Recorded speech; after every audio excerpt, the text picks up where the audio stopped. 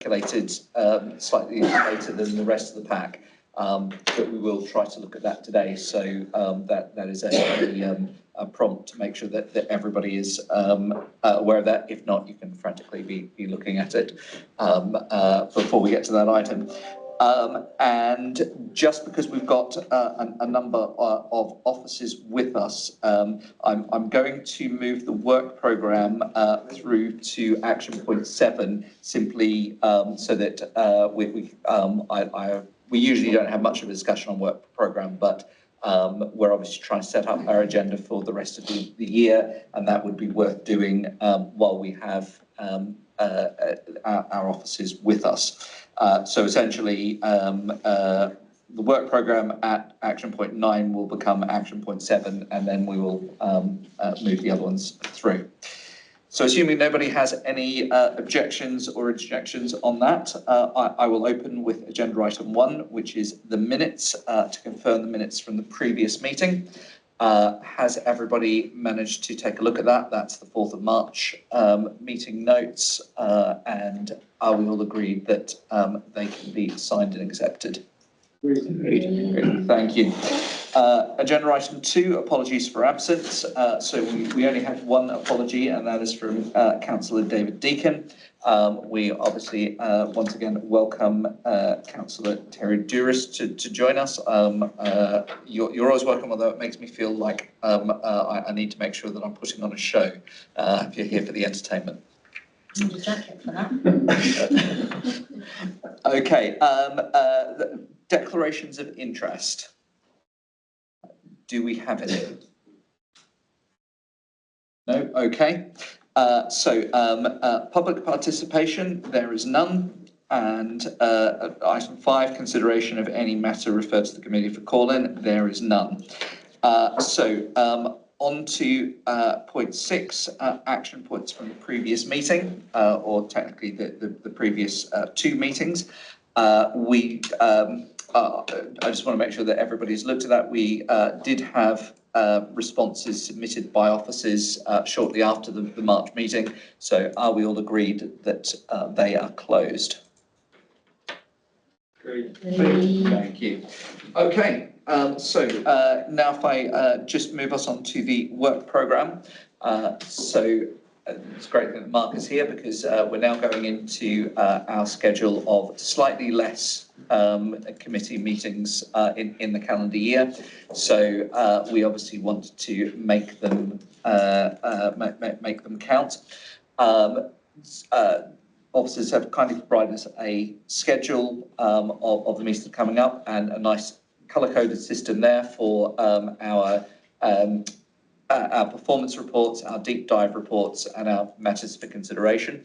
I would like to open the floor for requests or suggestions that we should be requesting from officers to be on a work programme going forward. Chair, could I just start? We do have local government review to plug in, and I anticipate the 5th of November date in accordance with the current schedule would be the best date for that. We are just trying to finalise the decision-making plan for LGR, but provisionally I'd certainly like to put that meeting aside for that. Okay.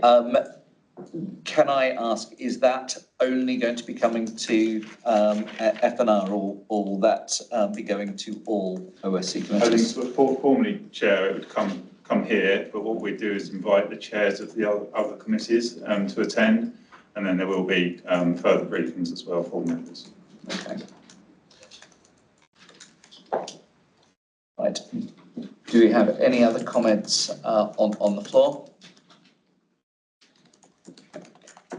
Sorry, can I just ask, are we doing fees and charges? A question for Nigel, I think, really. Are we doing fees and charges early again this year? And if so, should that not be on the September agenda? Should be on the forward plan. In terms of when it was going to do, I thought it was November. November. And that's when we're expecting to conclude the fees and charges. although we are still working on the fine detail of the budget setting timetable, so that could get brought forward to September. We have started that work as officers at the moment, but there's obviously a long process to go through. Thank you. Thank you, Chair. Thank you. Any further comments? Chair, what I would suggest is that we'll take away and we'll have a meeting after this, and then we have got a number of other items to plug in. There'll be pre-cabinet items as well, so we'll catch up after this. But of course, we invite any ideas from members as well, either now or after the meeting.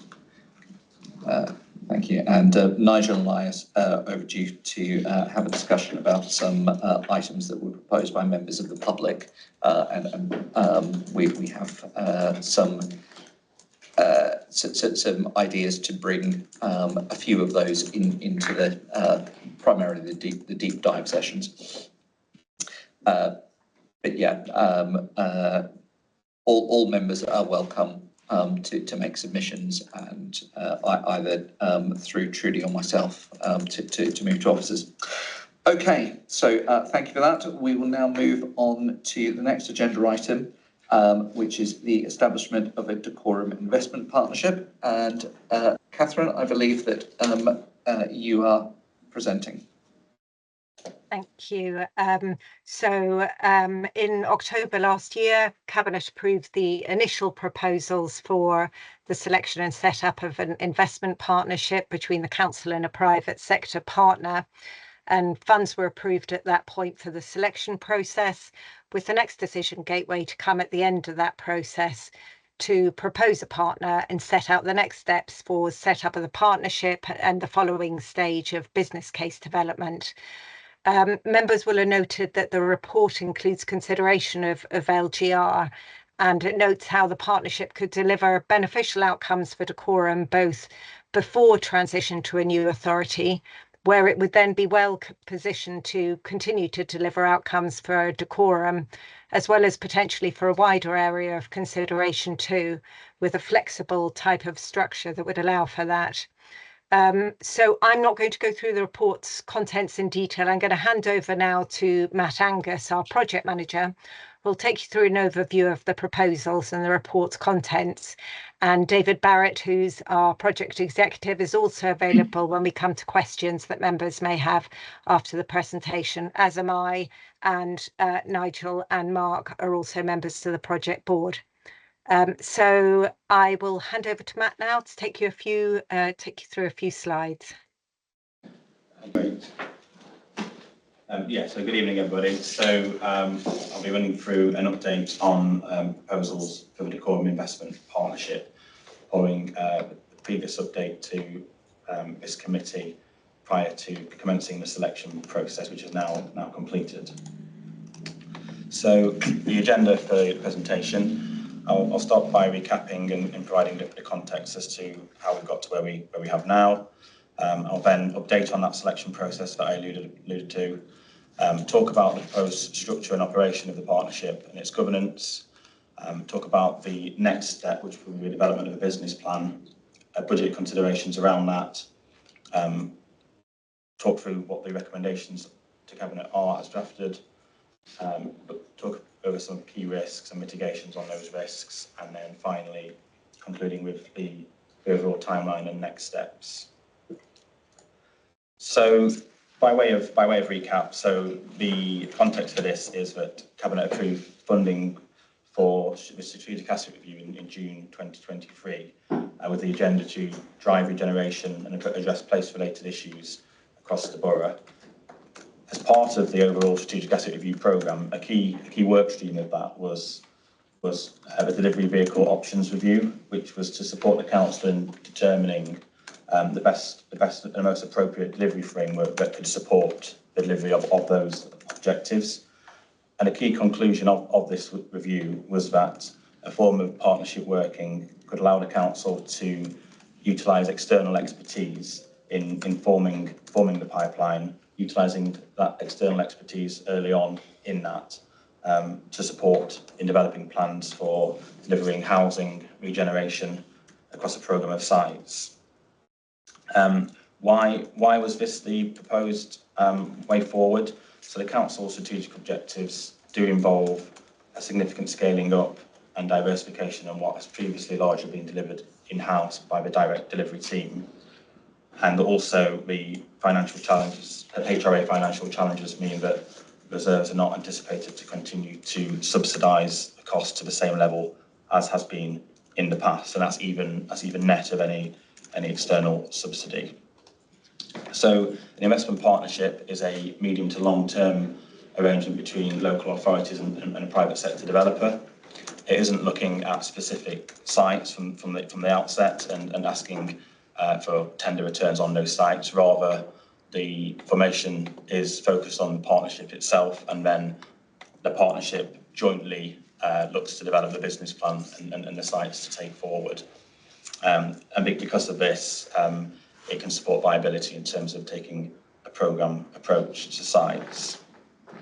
Some of the key benefits, so collaborating with an experienced private developer that has worked with other local authorities in similar arrangements to the one proposed here, has potential to bring benefits in terms of sharing of skills, experience, and also risk, access to their ready-made supply chain as well.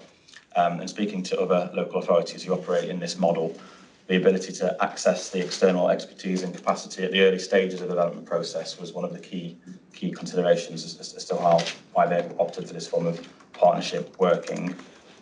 The IP model provides an opportunity for the council to benefit from this experience and additional resource while still retaining control of the strategic objectives. So unlike disposing of the land directly to a developer, the council retains control of the objectives through the 50-50 member representation in the proposed board, and we'll come on to the governance later on. The IP is a framework to look to deliver on the objectives. There's no exclusivity or no requirement that the council has to enter into any particular land deal or development. It has the control to opt in or out. I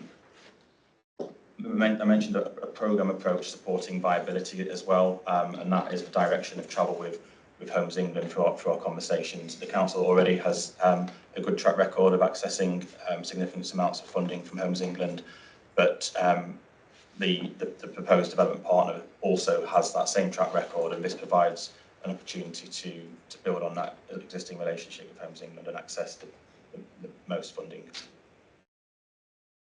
So just as a reminder of what the objectives are for the proposed IP. So it's a threefold objectives on screen there around increasing housing supply across affordable housing but over appropriate tenures to meet the pressing local need, delivering wider regeneration and placemaking, particularly across Hemel Hempstead town centre, but also across the borough and local centres, and the third one being in securing additional new long-term income streams to the council. So that's the context. And as I say, at a previous update, at the previous cabinet approval, we were given the green light to go and select a partner based on those objectives. So the selection process is now complete, and this was concerned with finding a partner who understands and is committed to the council's vision and objectives, and could also crucially demonstrate a track record of delivering similar elsewhere. There were 13 interested parties already at this stage through our soft market testing, and they were shortlisted down to 4 based on how they could meet the objectives, and also in consultation with the support of Arcadis Consultancy. Shortlisted organisations were invited to submit their formal proposals.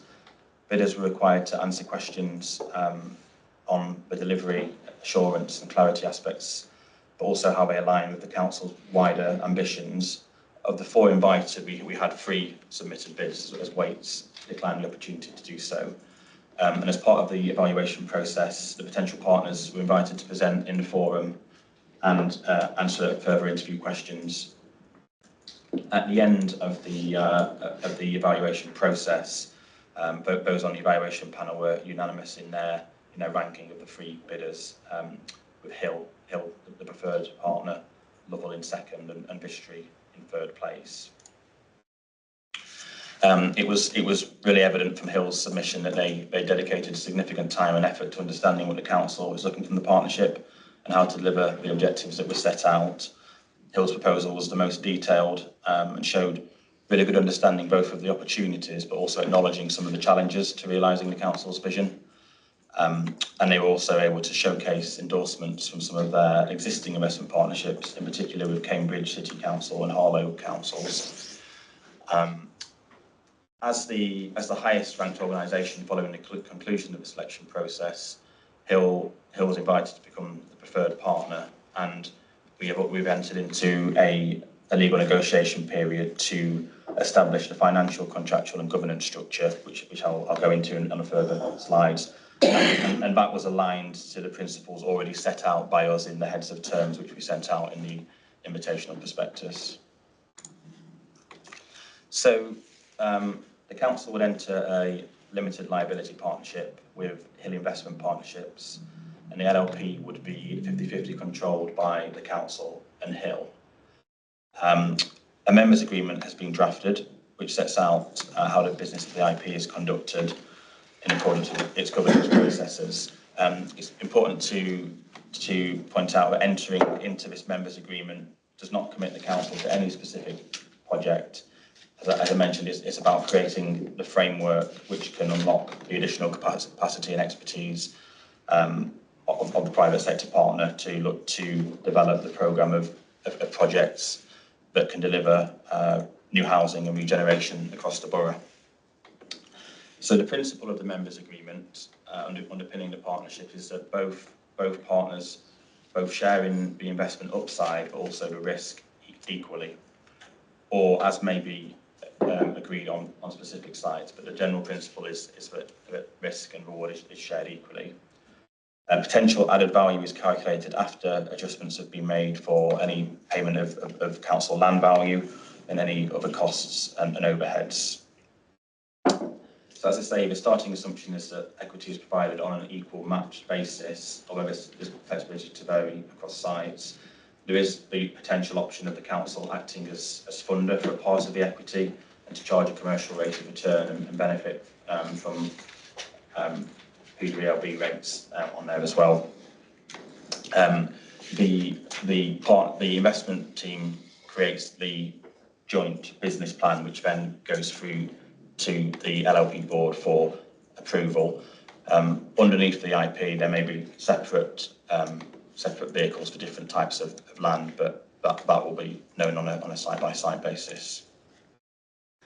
So in terms of the governance, to ensure that the IP can operate efficiently and maximise commercial opportunities, a scheme of delegation will be developed to allow the LLP board to make strategic development decisions, such as agreeing the business plan within agreed financial limits. A joint investment partnership team reports into the LLP board, and that's the tactical operational oversight there. And the key there is that is made up of both council officers, but also Hill's development team as well. It is proposed that there will be an internal shareholder steering group as a subcommittee to Cabinet. This will consist of cross-party group leaders and portfolio holders for corporate, commercial, place and housing and property. And the purpose of that is to ensure that members can gain sufficient assurance and input into the decision-making of the LLP board. The LLP board itself, the council's representation will be the three strategic directors of corporate and commercial, housing and property and place. And obviously the shareholder steering group has a key role there, with distinct duties and different officers on there to ensure that the council's interests are represented separately as well as the interests of the IP. So this should support agile decision making, which is an important consideration for this type of partnership working, while still ensuring that the council has overall assurance. So, following a potential Cabinet approval, the first business of the investment partnership will be to establish an investment and delivery programme, and that will be set out within the first 6 months of the IP's existence for a business plan. and this will be developed jointly by the joint investment team. This business plan will go to Cabinet for approval as well as for adoption as well as the LLP board. At this stage, Hill, the partner, will be working with the council at risk in terms of providing their development expertise to assess the sites and obtain proof of concept. And this includes the council having access to their development management, technical, planning, finance and sales team. Any external costs incurred for site investigations and surveys, tax advice, etc., will obviously be a cost to the IP, and that is where the budget request comes from. So a budget of 150k is requested and is anticipated to cover potential council share of these costs from the initial business planning stage. And then as I said, the business plan will be presented both to Cabinet and the IP board by December 25, with an anticipated first start on site by December 26. So here's a bit of detail on the budget. So the investment team is made up of both council officers and colleagues from Hill, but the council's resource will come from the existing establishment, so it's no expectation to require additional resource beyond the existing structure. And the key thing is that the investment team will be utilising the relative skills and experience from each partner to maximum advantage. Any external costs incurred at the business planning stage will, as I mentioned, be an IP cost, and that's where the 150k budget comes from in the middle box there, the site appraisals and development of the business plan. The items above that is to point out the October 24 Cabinet approved budget. So we are expecting to spend the 3 items except for the contingency. The contingency hasn't been required, so could carry forward. The third section, the ongoing overheads, it's important to point out that this is very much an estimate at this stage, because that will be dependent on the exact sites that come forward and the relative costs of those, and the arrangements in terms of who provides various services. But whilst individual appraisals whilst certain costs can be allocated to individual appraisals, there will naturally be an ongoing overhead administrative cost of the IP that the council will have a share of the costs, and they are estimated. The council share is estimated at 140,000. There may be a requirement for service agreement with fees for certain services to individual projects, but as I say, this will be known once the business planning stage has commenced or concluded actually. So the recommendations to Cabinet are firstly that the council enters into the 50/50 controlled LLP with Hill. The Cabinet delegates authority to complete any contractual and legal documents concerning entering the partnership, and also obviously approves the budget requests associated with that work. So whilst this model is deemed to be the best way that the council can realise its aspirations in terms of the strategic objectives, it obviously cannot completely remove the usual risk associated with development, including site contamination, the obvious viability challenges and achievement of planning. What the IP does do is it allows these known development risks to be shared with the partner and to be mitigated somewhat by the council benefiting from the skills, experience, knowledge and capacity that the partner can bring from the very earliest stages of the development process. So there's going to be a full risk flow associated with the project, but some key ones just to pick out. So there is obviously still at the moment a lack of clarity around funding models. More may be known in the near future on that, but obviously we continue to have close dialogue with Homes England to understand that. As a broad point, difficult time to make development appraisals stack up, so that continues to be a risk. But one of the opportunities here is that we would be utilising the development partners' costs at open book and benefiting from their supply chain. There is obviously a risk that they enter this partnership and we can't come forward with any viable schemes. But the other option to not do anything would obviously also result in no schemes coming forward, and this does provide the framework to to give us the best chance of realising some of the ambitions here. And that the budget approved to this point, the budget request to this point is a maximum of 150k. Another mitigation here is that Hill are clearly committed to this. They've agreed to cash flow the costs up front on the mixed tenure schemes at their risk. It wouldn't be good for them to announce we're establishing an investment partnership and then nothing come forward. Linked to the viability, there's obviously a necessary trade-off between viability and housing need. We know we have a very good understanding of the types of homes we want and need to build, but as always, there are decisions to be made and there are trade-offs, and there is a risk that viability makes it difficult to meet the specific housing need that we require.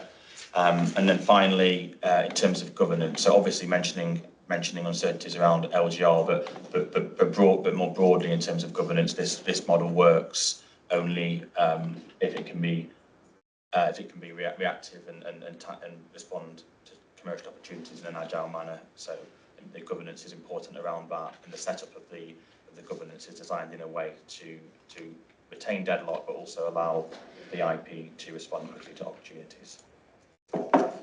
So just final slide then, just in terms of the programme for this. So here we are on the 4th of June, updating this committee. It's due to go to Cabinet on the 8th of July. If approved, the investment partnership would be established immediately afterwards, in terms of the LLP would be established.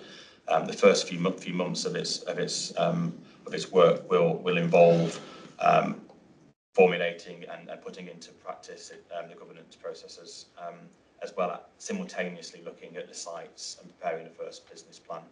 That will then come to the NLP board and to Cabinet for approval by December 25.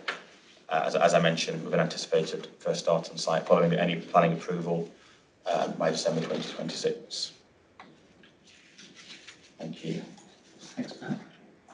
We're happy to take questions. Okay, right, I'll start calling out for questions in a second. I do have some myself, but just one I want to kick off with,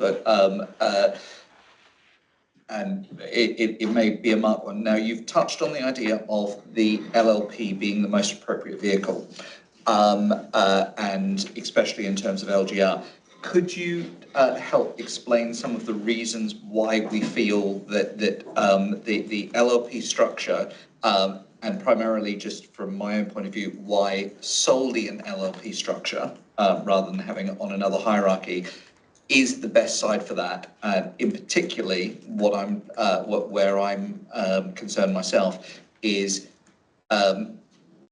when we are at a point where DBC stops to be a legal entity, so the employees that DBC puts on the governance board can't be appointed by DBC because that's not there. How that's going to withstand the novation to whatever entity will sort of take over DBC's responsibilities in the future. I'll put that open. I'm guessing it's Mark, but I'm happy to hear from anybody.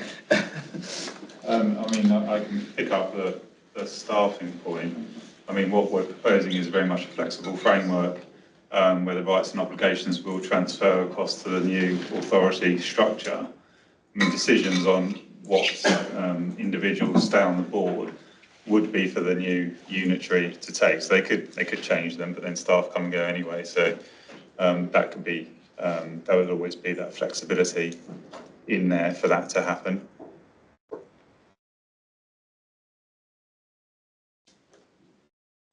Yes, but when you kind of hit a hard reset, if you've got the idea that you've got a governance board that is appointed by an organisation, and then that organisation ceases to exist, so you might move it onto a new entity, but that new entity has got to be in a position to be able to action that novation and action those nominations. Meanwhile, the DIP needs to continue. So, sorry, I sound like I'm challenging, and I'm only trying to do a critical side, because what I'm proposing at the moment I know makes you slightly less flexible, but what about if DBC had a limited company that was the first level, and then that company is the partner in the LLP. That way, the ownership of that legal entity moves to whatever new venture it is, but the control and directorship of that entity doesn't change unless something externally happens. So you've kind of almost got a buffer in that to be able to ensure that those decisions, that there's consistency of them until a new entity takes over. I still feel that you could have the same issue, so the new unitary would take control of the company, whatever structure it is, and who they appoint would be a decision for that new unitary. So whether it's an LLP or another company structure, they would still have those rights and those decisions. So that ability to change staff sort of remains in whatever structure you have. I don't see how it necessarily gives you any firmer commitment. Because there's no interruption. So, sorry, I'm putting on my side. When you cease being a member of a partnership, because of the fact that the your status as a party in a partnership is there on your legal entity. So when you stop, there is not an immediate point that your replacement steps in. You need to novate sides onto that. Whereas if there's ownership in a separate legal company, that legal company continues no matter what the state of the owners are in. So that's why I was kind of thinking having a part. I get there are pros and cons of both, but it is, I guess my challenge is a simple LLP enough? Are we confident that that is enough, given what we know is coming down the line? I think we are, and I think the reason for that is because of that flexibility. I mean, whether it's a company or an LLP, the rights and obligations transfer across. We will be a new organisation at some point, and they will be able to take those decisions in relation to a company or an LLP. I mean, an LLP has been chosen for different reasons, in particular tax benefits, which is one of the main ones. So that has certainly been weighed up and was deemed the most appropriate structure for this delivery model that we're looking at. But Nigel, I don't know if you've got anything further on to... No, all I would say, all the different models effectively will end up in the same place post-LGR. So even if we were doing in-house delivery, it would get subsumed by the new unitary and new people would be in control of that. So it's kind of irrelevant whether we do a company, whether we deliver in-house, whether we do an LLP, limited, joint venture. It's kind of irrelevant at this point in time. It will fall out of Dacorum Councillor's hands and fall into the hands of whatever the new unitary is, irrelevant of what the model is. And with the reason for the LLP, it's not for tax benefits, it needs to be tax efficient in terms of what we could get out of the organisation. Okay, thanks everybody for indulging me on that one. I've probably been too technical. So I did see Councillor Guest's hand go up before, and then I'll look for everybody else. Councillor Guest. Thank you, Chairman. There are two questions here. The first one refers to this drawdown from the Dacorum Development Reserve that we're being asked to recommend the approval of this evening. And it states that it's to cover the council's share of any potential external costs. Would you be able to specify what those external costs could be? Yeah, so the external costs could be a number of different things in terms of that initial assessment of any of the sites that we bring forward. So it could be around contamination of the site. It could be around geotechnical surveys of the ground. It could be agricultural surveys, looking at the trees, flood issues. There could be all sorts of issues that the partnership want to assess early when they're building the viability. So a great big long list of potential surveys that may be needed, but it will be on a site-by-site basis. Thank you. And I see the expectation is with any project that it will be 60 to 40% loan to equity. And what was the rationale for choosing that ratio? Well, Well, it's just typical in terms of how development is generally structured. It's not a hard and fast rule, but it tends to be that you look to put in 40% equity, we could put more equity if possible. But the key is that the partner matches the equity. So what I should say is obviously the assumption on some of the earlier sites is that the Dacorum's land will be part of that. So the Dacorum's land has a value and should represent a decent chunk of the council's equity. That equity has to be matched by the partner, and 60-40 is the typical model that operates on all of these investment partnerships elsewhere. But it's also typical, even with outside of investment partnership, on a joint venture or direct development, it still tends to be 60-40. Thank you. Councillor Elliott. Yeah, I would presume most of the builds will be social housing. How do hills make a profit out of that? Because these houses are built, they're immediately rented. Yeah. So surely they wouldn't take a share of the rent that we charge. So obviously we would look to, as a minimum, deliver policy compliance in terms of affordable housing, but we'd also look to do additionality where possible. There is the obvious truth that viability is challenging, but we would look to deliver as much affordable housing as is possible on the appraisal. In terms of what he'll get out of it, whilst it's an open book cost, if Hill were the contractor on a particular site, which is not absolutely certain by this, we're going into an investment partnership to develop the sites with Hill. There still has to be an element of ensuring that the council is getting best value before we're deciding who the build contractor is. But what Hill or other would get out of it would be they would charge a percentage fee on top of the open book cost.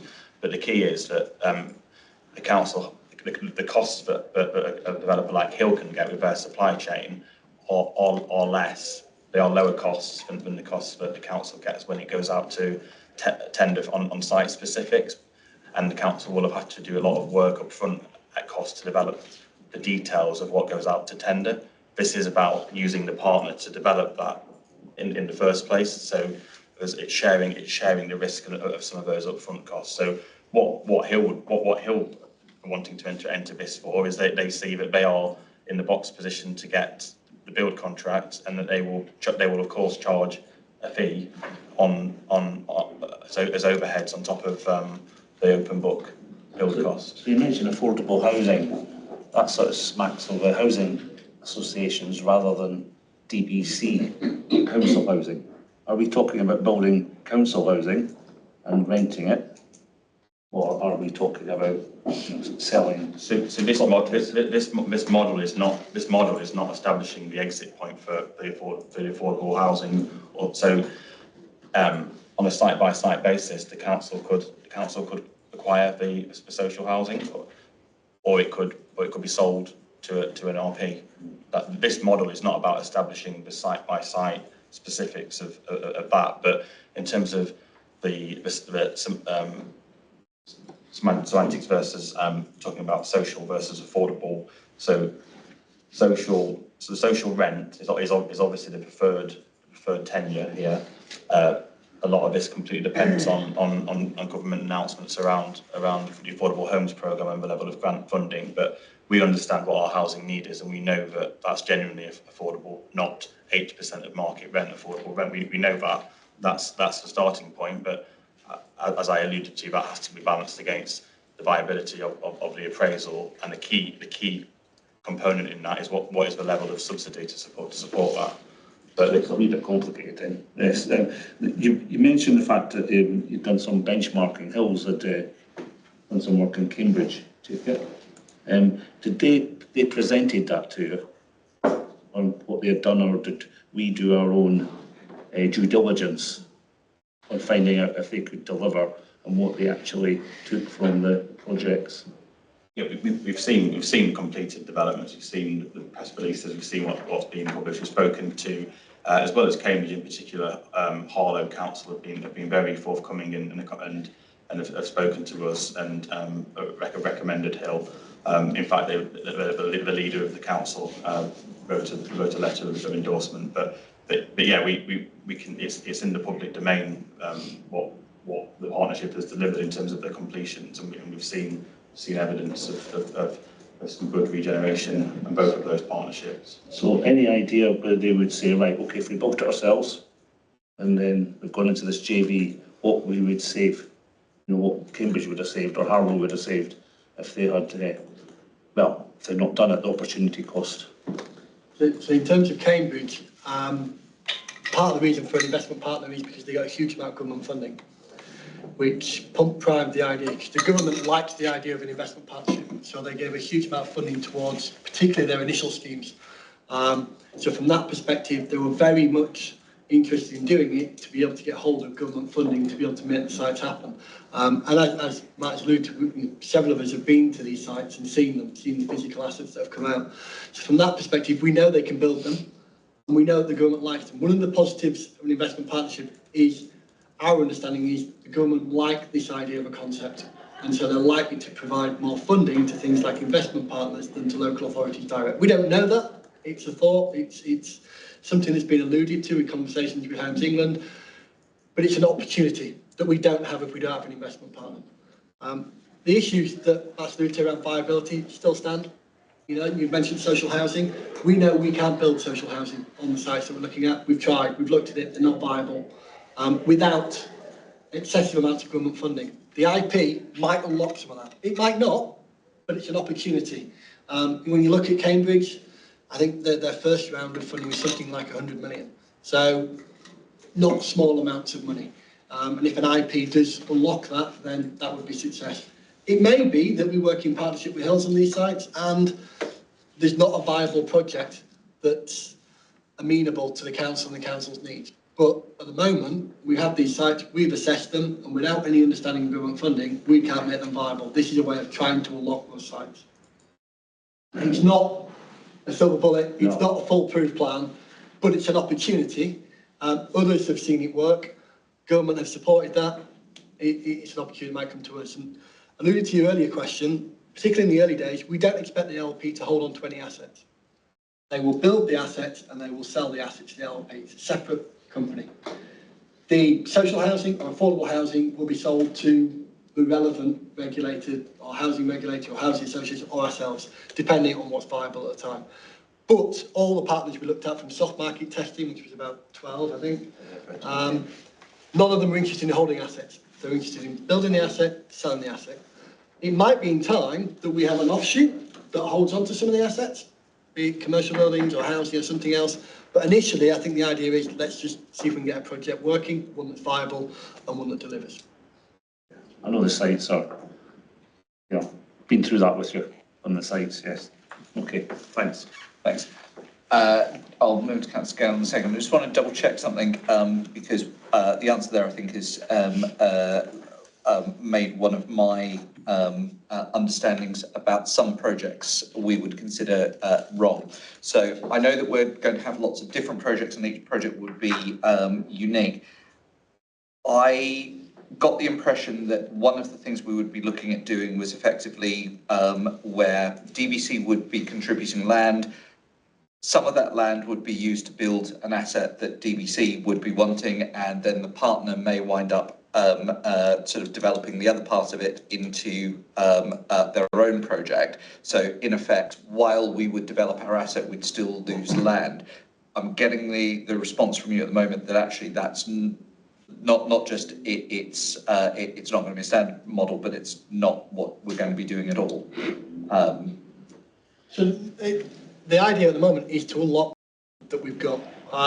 And yes, the council would look to use the equity of that land as part of our contribution. But I'm not going to try and pull the wool over this committee's eyes. If we're talking about a £50 million investment in one of those sites and the land is worth 3 or 4 million, we are going to have to look to find the rest of our 50%. So there will be significant amounts of equity need to be released. But what we want to do is we want to build homes. And at the moment, these sites, we can't make them work. Bringing on an investment partner and their expertise, maybe we can make it work and we can build those homes. There will be a lot of equity and there'll be a lot of land required and a huge amount of risk. But again, we will weigh that up when we come back with a business case and members will be able to see the initial business case, which might be one, might be 2 sites. I wouldn't have thought it'd be more than that, given it's a 6-month period to develop them. And you can look at those risks and those opportunities, and see if it's something that's a council we decide we want to do.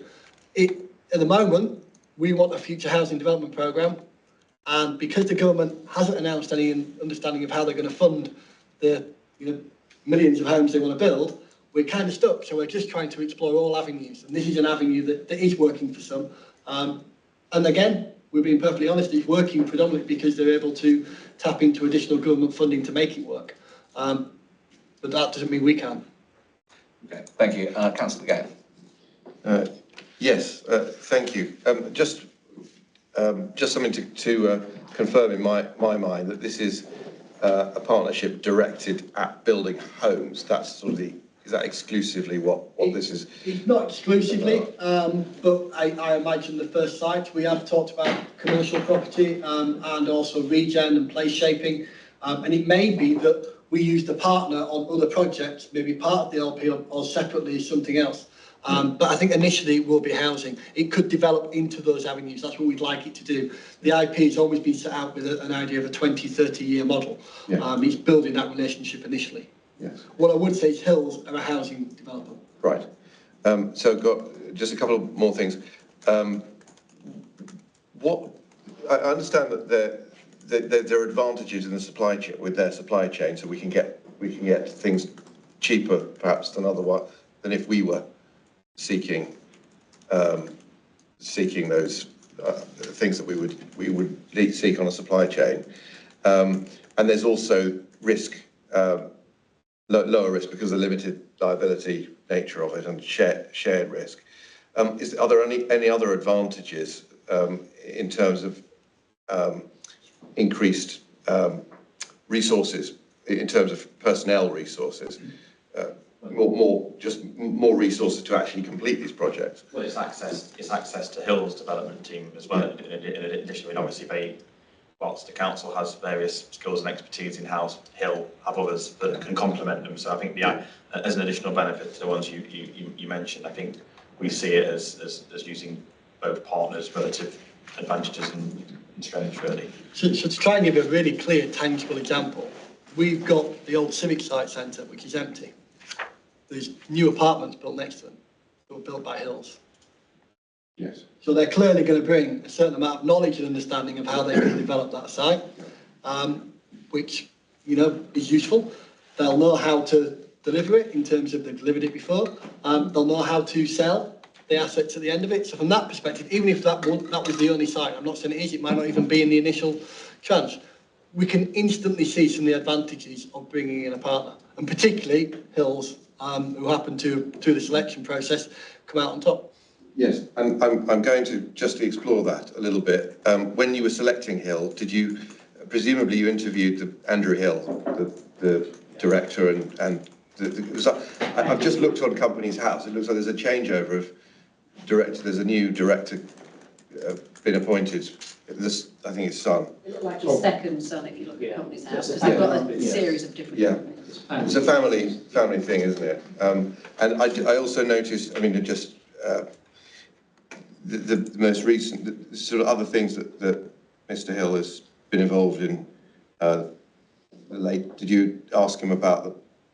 There's a company in liquidation that he's a director of quite recently, Fusion Steel Framing Limited. That's quite recent, so it's April 2025. Is that something that you explored, or is it a cause? Could it be a cause for concern, or I'm not saying that it is. I'm just wondering whether that was explored. It depends. We did financial checks at soft market testing last year. We've done further financial checks in the last few weeks in terms of not only Hill's group, but also the specific company that we joined the LP, which is one of their subgroups, which is not unusual. It's a very standard practice. So from that perspective, nothing has come out. They have got a significant cash balance. I think it was 50 million last time we checked in terms of cash in the bank, which is very unusual for a construction company. But again, that's part of their willingness to want to invest and readiness to have cash available. So at the moment, we'll go away and have a recheck, but it was literally only in the last few weeks we've done the recent check, so I would have thought that would have come up as part of that process, because we use external advisors, Dun & Bradstreet, as part of that assessment process, looking at the most recent information that we have. Yes, it's 26th of March 2025. Another company, Fusion Steel Framing Limited, but that commencement was voluntary winding up on the 26th of March 2025, so quite recent. But if that's on the radar and dealt with, it's fine. Right, Councillor Stevens. Thank you. The report's very comprehensive in setting out what the risks are and some of the benefits. The key paragraph that I picked up in this one, in fact, is on your reference about Homes England in the summary of anticipated benefits. Just to sort of set the context, last week we talked with a barrister about planning issues here. And one of the things we're talking about, in fact, is trying to find ways in which we can get the high levels of social homes when we're releasing Greenbelt, etc. And the key to it, in fact, is finding a way in which we can get money in from Homes England to be able to subsidise the transfer from the developer into whatever it is that will become social homes. The current model of funding from development doesn't work. It doesn't deliver the numbers of social housing that we need. We all know that. And it seems to me that this model that we are easing our way towards with the government is building a vehicle with Homes England sitting in the background saying, give us a way in which we can deliver something that's worthwhile and will cough up huge sums of money. This doesn't give us the change in policy nationally that we are expecting government to move towards, because if we want to build the numbers of social housing that is needed in this country, there's got to be a change of policy. And this is probably a stepping stone to get there. But without it, we are stuck. There won't be any social housing built in this part of the world. So I'm in favour of exploring this and taking it further. And let's see how we get on. You know. Just to comment on that, we are in communication with Homes England. We meet them regularly. We've already had significant funding from them, and we're expecting an announcement at the spending review about future funding. So we're tracking what's coming out, and some of the music is around certainly looking at running pilot schemes with organisations that have built a programme approach. So that's encouraging. We're already sharing our potential programme with them to be at the front of that queue. Also, there's potential noise around those organisations that are going down the local government reorganisation direction and supporting those councils. So again, that will be interesting to hear how that materialises.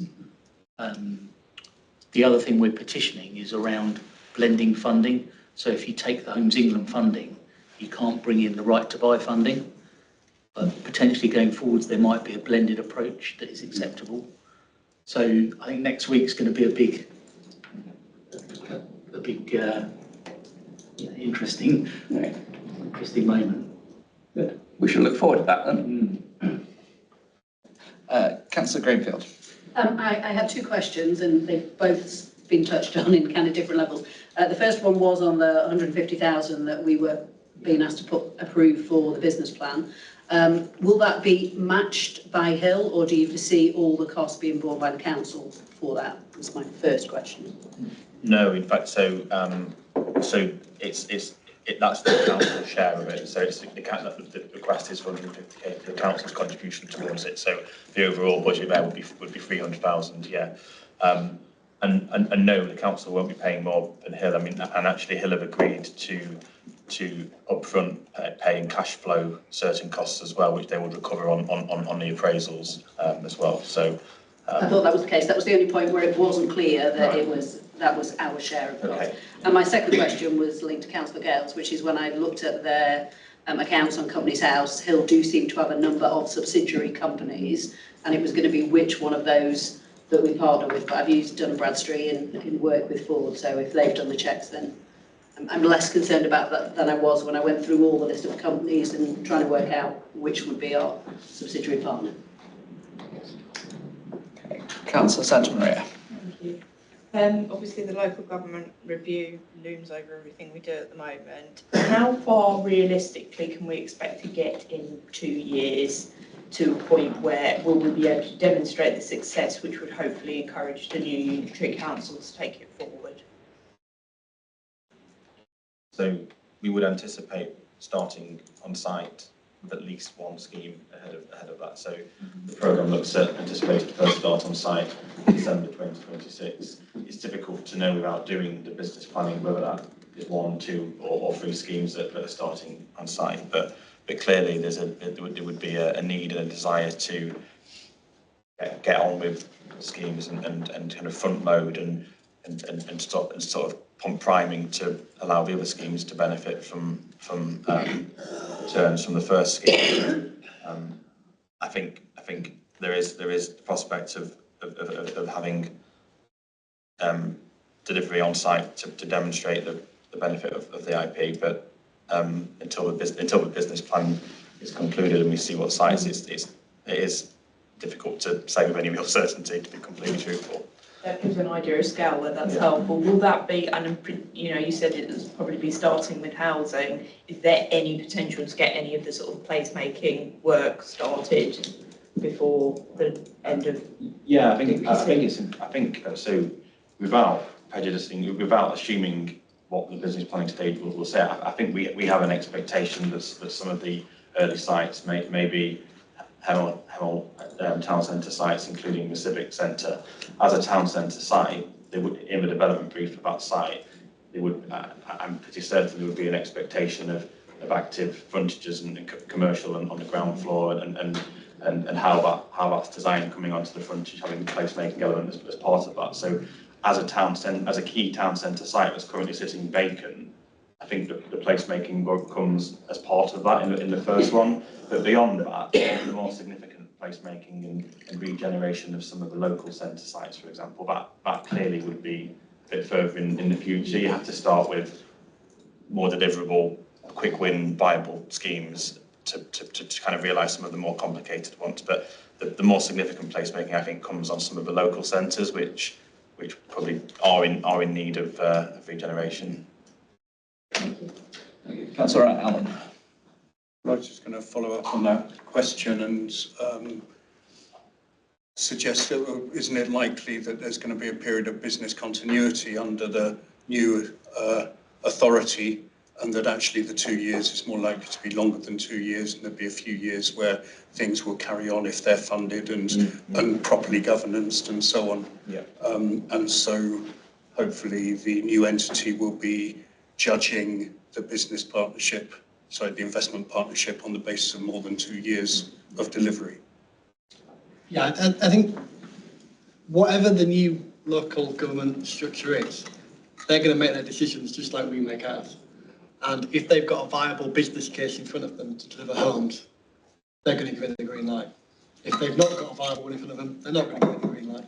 So from that perspective, you know, that will carry on post-Dacorum, whatever those structures are. If we've delivered a site or are delivering a site at that point in time, to timetable, to budget, then there's a developer that the new entity can go, well, they've delivered for us. And that's, you know, we come back round to some of our housing developments in the last few years. We've had 2 construction companies go bust on us in the last 2 years.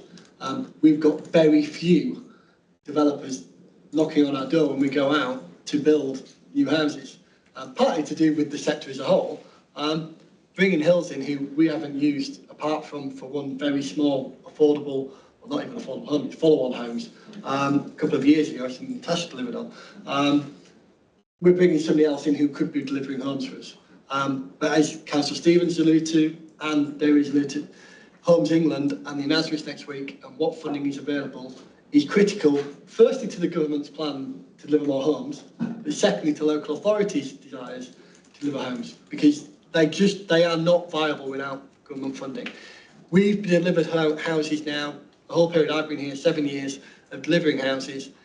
where we've got significant funding from Homes England, or we've been able to use our right to buy receipts to pump prime some of them, but we'd still been subsidising those homes. The HRA has now got to a point where it doesn't have capacity financially to do that. That's been great for the HRA and for the residents of Dacorum, but it's not sustainable going forward now, and that's why we need a different model.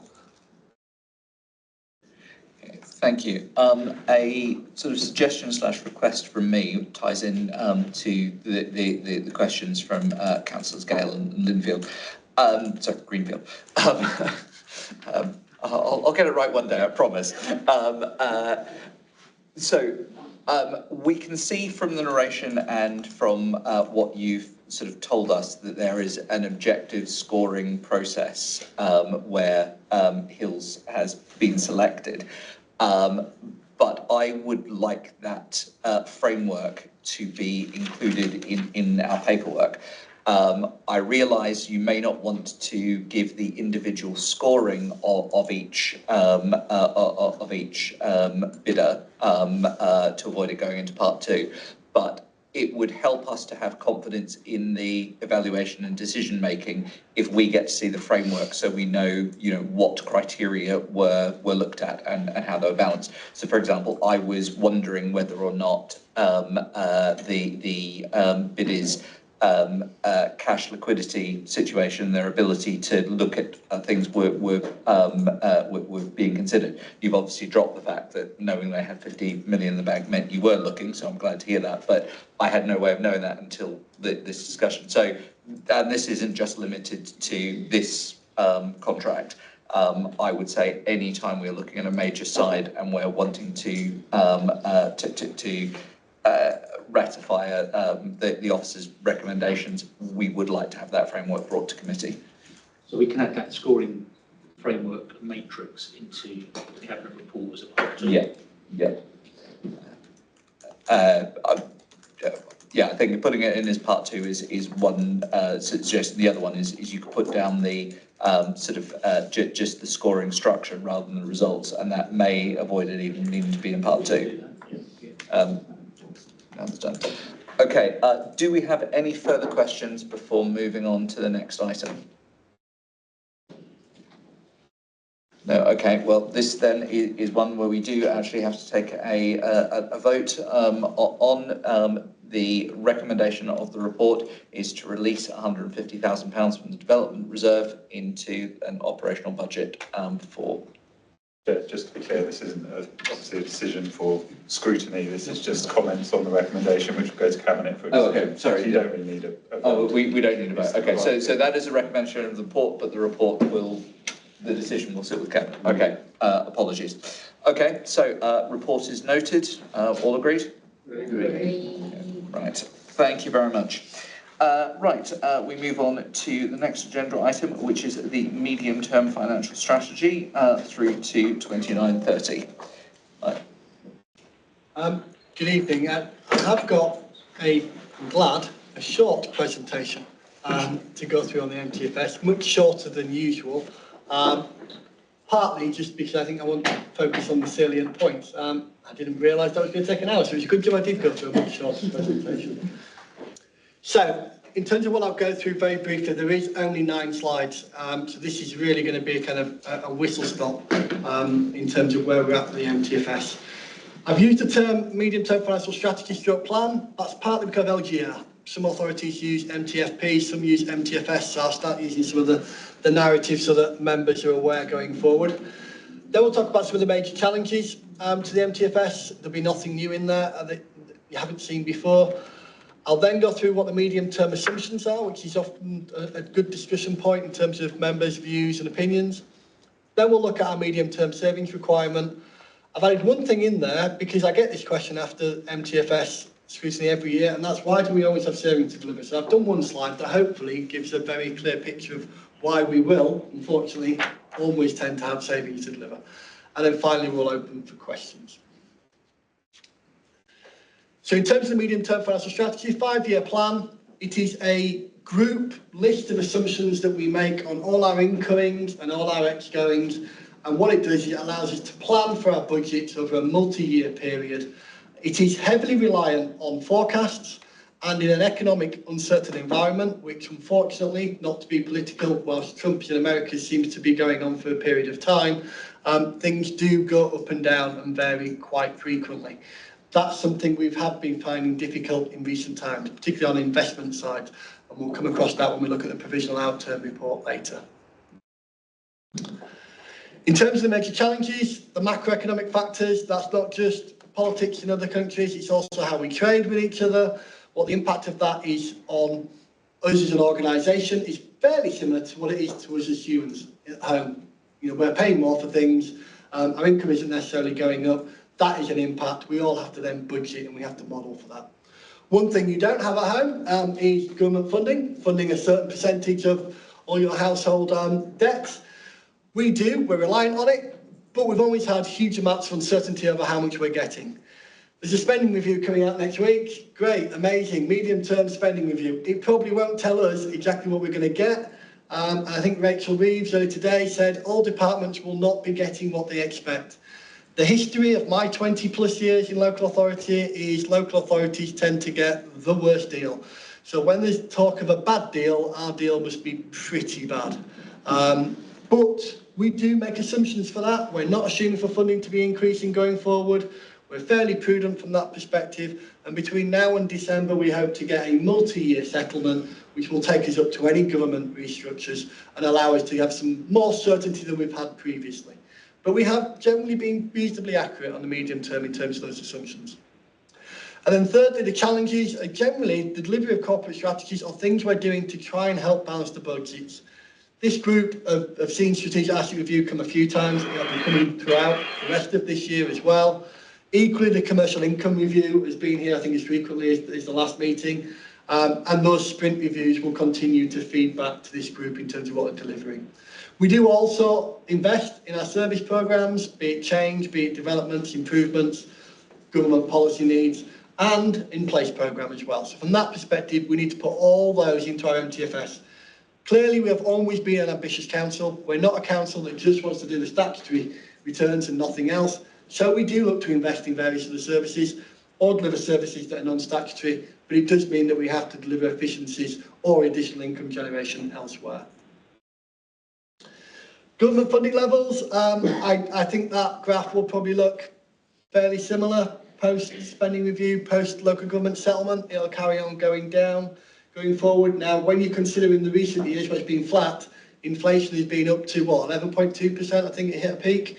You can see that actually in real terms these cash reductions hit us quite hard, and I've got a table that'll show that quite nicely later. So what is in our 2025 MTFS assumptions? So these are the core things. We've got a £100 million revenue budget and a £50 million per year including HRA capital budget. So there's huge amounts of assumptions, but these are the big numbers, the big drivers. So in terms of council tax charge, we're projecting to put the maximum out because that's what the government expects us to do. When they assess how much funding we should get, they assume we will go with the maximum amount. If you don't, and you do hit financial difficulties, the government will straight away point at poor financial management. So from that perspective, we have consistently, with 96% of the public sector, assumed a maximum council tax increase. I say 96%, there is less than 1%, but 0.6% of authorities that have actually had significant increases in council tax, including my home city of Bradford, which has just gone up 15%, I think. So from that perspective, you know, we've not hit those levels. And as long as I'm here, hopefully we won't hit those levels. Council tax growth, we've got a 1% increase in the council tax base, so that's number of homes, circa 600 homes on average at Band D equivalent. Going to our earlier conversation, that's why I want to build homes. Not just because we want homes for residents, we need homes for residents. It brings in council tax as well, which helps support some of those services. So from that perspective, you know, that growth does help. Core government funding, that's looking at receding in the next few years. I don't think that's going to change the next few weeks. And retained business rates is the small element of the £120 million of business rates that we collect on behalf of the government. You'll see it's higher in 25-26 because we've projected to retain £500,000 of growth that we will have got from the pool in 24-25. From 26-7 onwards, there is a reset of the business rates. So they're going to basically bring the baseline up to where we're at the moment, So all our growth gets removed. And it's unlikely in the current economic climate, with the way that relief for business rates has dropped off a cliff this year, that we're going to see a huge amount of growth. Hence, we're going with baseline funding for business rates going forward. Fees and charges. In recent years, we've been looking at a lot of our fees and charges through the commercial income review. We've made significant increases in some areas where for long periods they hadn't changed at all, or where the cost of delivery had significantly increased, and hence it was right and equitable to look at increasing those. Going forward, we see far less on average in terms of the increases, partly because we have brought them up to parity now and benchmarked them to what the comparable nature is, but also because inflation is looking to come down to 2%. So again, it's only right that the fees and charges don't go up by more than that amount. There will be some that go up higher, there'll be some that probably don't go up as high, but on average we go up 2%. Council tax collection rate is at 98.5%. It puts us in the upper quartile as a nation. It puts us in the top half of Hertfordshire. It is getting more and more challenging to achieve that level. Again, I alluded to earlier in terms of residents' pockets, like the council's pockets, are stretched and stretched. So from that perspective, what do? Do you buy food and pay the heating first, or do you pay council tax? Well, I pay the food and the heating first and the council tax last. So unfortunately, when times are tight, that can often have an impact. In terms of the pay settlement, we've got 3% in future years, 3.5% this year. Everybody thought I was being massively generous when I said that. At the moment, the offer on the table for this year is 3.2%. It won't be any lower. So for all those Hertfordshire authorities, which is almost every one of them, they'll have to be looking to dig into their pockets this year to meet that growth. Whereas from our perspective, I'm hoping it comes in under 3.5% or on 3.5%, and it shows that we've made some reasonably good adjustments. In terms of going forward, 3%, which is slightly higher than future inflationary projections, that's based on the last few years and what we've seen happen and what is happening at the moment in terms of public sector pay growth. There's a huge amount more demand, so we expect that to be slightly higher than general inflation. And we've put supplies and services at the same point as what we had for the budget for this year, which is last October's CPI. Because to be honest, CPI is moving so much up and down on a month-by-month basis. We're just waiting for a period of time where there's a little bit more sustainability until we change that. So those assumptions, we take this year's budget, we put those assumptions on it for the next 5 years, and that comes up with our medium-term financial plan and our medium-term financial position. And what does that mean? That means that we've got a savings requirement of £2.5 million. These numbers are, I do apologise, these numbers are very slightly out in the narrative, and they are in the report in the pack as well by 0.1. It's a rounding error. 100,000 is a lot of money, but it's a rounding error of a decimal place to myself. But it's 2.5 million, of which we've got 900,000 of savings now outlined over that period, taking us down to around about £1.5 million of total savings required, and a budget gap in 6-7 of just over £110,000 and circa 700,000 in 27-28. We are doing the MTFS much earlier this year than we have in the last 3 years. So again, there's likely to be more movement in terms of growth and potentially some savings that come out between now and budget setting, and we'll keep members alluding to that through the regular financial performance framework. So from that perspective, we'll feed into that how they feed into the MTFS. The MTFS is a live document. We make changes to that 12 months of the year as things come about. We just report it to Scrutiny, normally only a couple of times a year. So from that perspective, you'll see all the changes, you'll just see them in a different format. Strong inroads into 26-27, but we do have significant risks that we still need to mitigate in 6-7, or potentially have to find alternative savings. But some good work done so far in terms of delivering that. And in the pack, you can see the full breakdown of that 785 and the 125 as well. So why does there always appear to be a savings requirement? Very simplistic. To use an old phrase, back of a fag packet table here. I've just taken a big expense. So at the moment, employees and supplies and services are 43 million out of a circa £60 million budget. We put our MTFS assumptions in there, and that creates £1.324 million of growth on expenditure. That's irrelevant if we want to do something new. We get a new policy from government, we have to do more, we have to deliver more. That is just, if we keep doing what we do now, and on average the inflation is 3% for pay and 3.1% for supplies and services, our budget expenditure needs to grow by 1.3 million. What happens to our income? Well, our income, in terms of fees and charges, service income, if we look at a 2% increase on core service income, we get 300,000, and if we go for the maximum council tax growth of 2.99% and 1% growth in the number of homes, we get 621. So in totality, that would increase our income by £926,000. So if we do nothing, that instantly creates a budget shortfall of 400,000. I've said this is a bit overly simplistic because we've got government funding going down. We've got increased demands from government, increased new burdens, additional corporate desires that we want to achieve, services we want to improve, place that we want to invest in, strategic assets we want to invest in. They all cost money.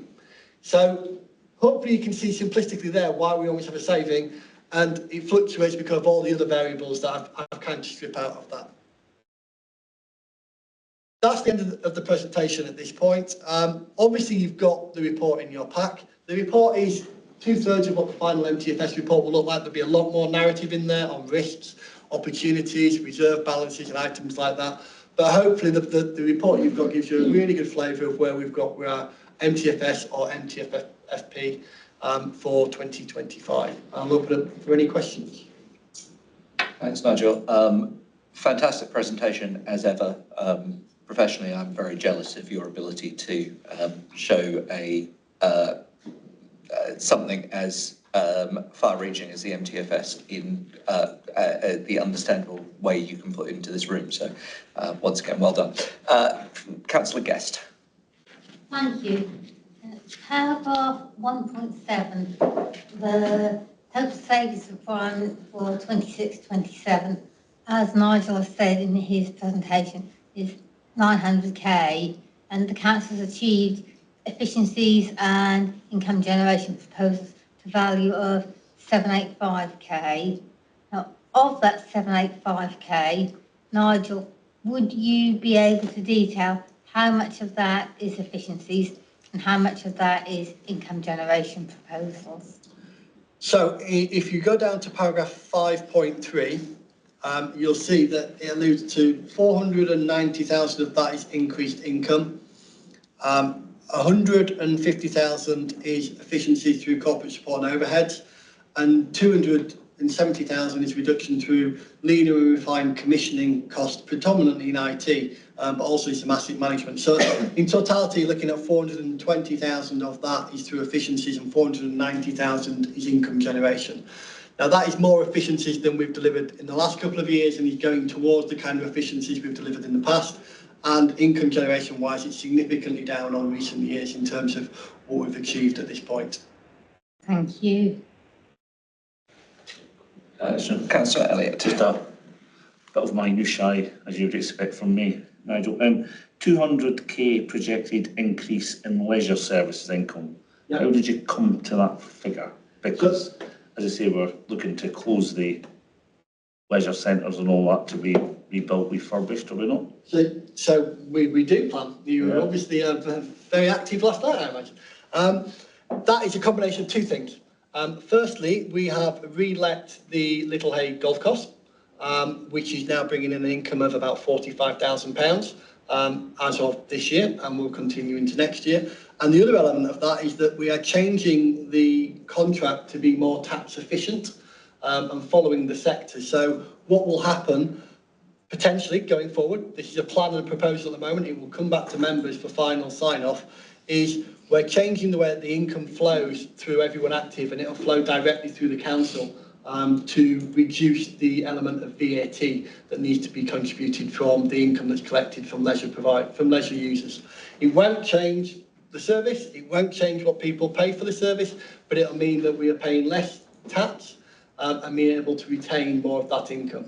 It is an opportunity that I think 3 local authorities in Hertfordshire are rolling out. St Albans have already started. And my understanding is that users haven't even realised that it's happened. So from that perspective, we will come back to members over the next few months in terms of what the proposal is, what the guidance is, and seek a formal approval for that for 26-27. So clearly HMRC aren't going to challenge us in a few years' time and go, oh, you've... HMRC are very likely to try and close that loophole, which got unlocked last year by a legal challenge. To cut a long story short, if you are a local authority running a leisure centre, you do not need to pay VAT. If you are a leisure provider running a local authority leisure centre, you have to pay VAT. So various different leisure organisations found a different way around it, and HMRC are aware of it. Do I expect to close that loophole in the next 3 to 5 years? Yes, I do. Do I think we should make the most of it, given it's a good way of making efficiencies and it doesn't cost the taxpayer anything? Absolutely at this point in time. But we will come back with the relevant legal and tax advice, external legal and tax advice, to ensure that members have got the full picture. I've got my self-assessment to do. You want to help me? Fortunately, I've got a tax advisor. So it does cost the tax. Yes. Just not the Dacorum tax. It doesn't cost the Dacorum taxpayer. It will cost HMRC, but given, I think it's been calculated that nationally, if everybody did it, it'd be something like 200 million. And the Treasury doesn't normally worry about things until they're in tens of billions. So we will see. Any further questions from the floor on the strategy? Councillor Kafosi. Thank you. On Appendix A, am I reading correctly that the parish precepts are remaining untouched? The parish precepts are set by the parishes. In terms of what they want to do, it's kind of irrelevant to us because they go in and they come out. Oh, sorry, not the precepts then. I'm thinking about the concurrent services, yeah. That's the one, yeah, sorry, apologies. The town and parish council grants, concurrent services and water grants are still under review. We have been in touch with town and parish council to say we're still looking at how those grants are used and how they can be best maximised. But at this moment in time, no decisions have been made on what will happen with the future town and parish council grants. Where do grants. they sit on this appendix? In terms of that appendix, they will probably sit under transfer payments in that £47.146 million. They are £254,000 of that. Sorry, I misread that. Yes, That's right. Thank you. Thanks. Any further questions? No, thank you very much. We'll get you to follow us up with our final item for the night, the quarterly outcome report. So apologies, switch screens. You've got the Provisional Outturn report in front of you, which is the 24-25 end of year financial performance report. It shows some very positive news from a financial performance perspective. Both the General Fund at 2.3 million and the HRA at 3.3 million are in surplus, which is the first time that has happened in the last 3 years. From that perspective, it is positive. To give a summary, the details that are in the report, and there's nothing significantly new in Q4 that hasn't been relayed in quarters 1 to 3, apart from a couple of technical adjustments on the HRA capital accounting. The predominant drive on the General Fund has been our interest rate returns and our income from the massive cash balances that we held. £2.9 million of additional surplus in 24-25, which has driven the surplus in the bottom line. Many of you, or some of you, will have been at the Scrutiny Committee last night, where we were looking at the leisure programme spend, which is now looking to start in earnest this year and carry on over the next 2 years, which will see our cash balances drop significantly. And along with current predictions on interest rates, we're not expecting that to continue in the medium term. We are, at this point in time, projecting a surplus in 24-25 of about 0.5 million, so significantly down on last year. I just said 24.5. In 25-26, we're expecting a surplus of 0.5 million. So significantly down on the 2.9 million surplus in 24-25, driven by reduced cash balances and projected reductions in interest rates. But we will monitor that closely. We will also be coming back to members later in the year, in October, November time, with a revised Treasury strategy and more details over how we're going to finance a lot of our capital programme and our finances going forward to make sure that we're very efficient from a revenue perspective and equally able to support things like the leisure strategy that was presented to some members last night. I would open up to questions really on the report. I will say apologies for the report going out late. There was a little bit of a miscommunication in that whether this was a performance report and should go on a portal, and I only got back from leave yesterday and made it very clear it was something that should be shared with members, not just on a portal. So if people do have questions after the scrutiny and want to come to me, then please do. It's not going to Cabinet until early July, so from that perspective, happy to feedback. Councillor Guest. Thank you, Chairman. This is referring to the HRA, the repairs and maintenance, and coming in under budget for 24-25. Is that because we were able to get things done, savings were made in the cost of maintenance and repairs, or is that because there's a backlog of works? So in terms of repairs and maintenance, they're doing more repairs and maintenance in 24-5 than they did in 23-24, a significant increase, and the speed at which they're doing those repairs and maintenance has increased significantly. I'm delighted to see Natasha nodding next to me. But in terms of the service were very ambitious in what they hoped to achieve in 24-25, and as the year went on, at Q3 and then at Q4, they weren't able to achieve all the repairs, but also the demand was lower than it had been previously. So from that perspective, some of the repairs and maintenance were taking longer than we expected, and so the costs have rolled over into 25-26. With the HRA account, it's less of a concern because revenue and capital are kind of the same thing. So all that will happen is that money is going to reserves, and that funds all the capital works that will be done going forward. So less money won't be spent on repairs and maintenance, and particularly planned maintenance, but it means we did spend less than we wanted to spend in 24-25. Thank you. Any further questions? Councillor Elliott. Apologies. The Maylands and Kilner Court business units, why are they losing £47,000? Because I assume that Maylands Business Centre has always been fully let and a big demand for those areas, so you would normally set the rent to cover anything like that. I know Kilner Court has a vacant unit on the bottom. So for once, and you know I hate to do this, I would say a further report on the business centres will be coming to this scrutiny, probably the next one in September, on a whole review of the service area, how it's been run, how it's performed financially, and what it's delivering in terms of business and economic development in the area, and potentially changes going forward of how those could be operated as well. You will get far more answers out of that report. In terms of the service as a whole, excluding capital charges and maintenance, it almost wipes its face. But they have had some rental gaps. They don't at the moment, but they have had some rental gaps. And they have had some operational issues that they've had to resolve, which has put some pressures on that service. I think they've been resolved, but now we're looking at medium term, how that can be put in a situation where it's more sustainable going forward. Okay, I'll wait your report. It's not my report, it will be Di Southland's report.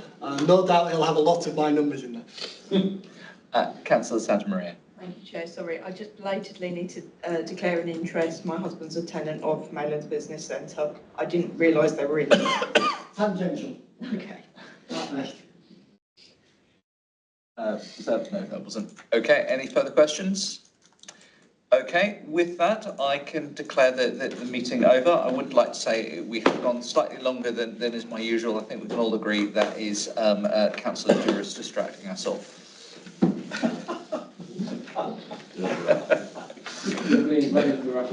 Yeah.